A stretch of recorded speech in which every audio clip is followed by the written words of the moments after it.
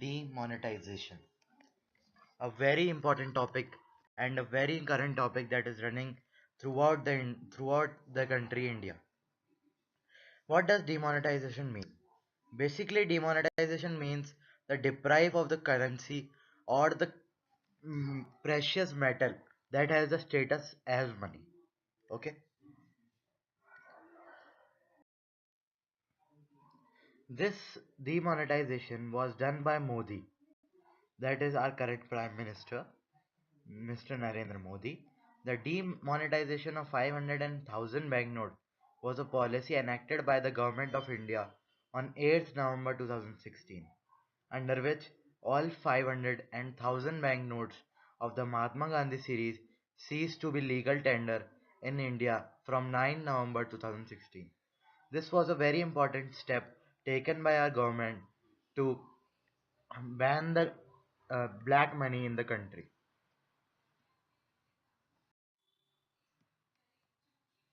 in which 500 and 1000 rupees note were banned.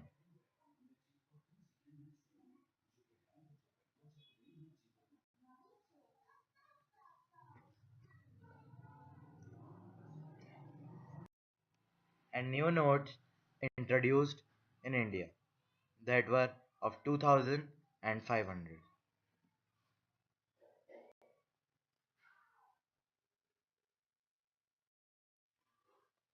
This demonetization was various effects which are grouped into two, that are advantages and disadvantages. First we will see towards advantages. Advantages.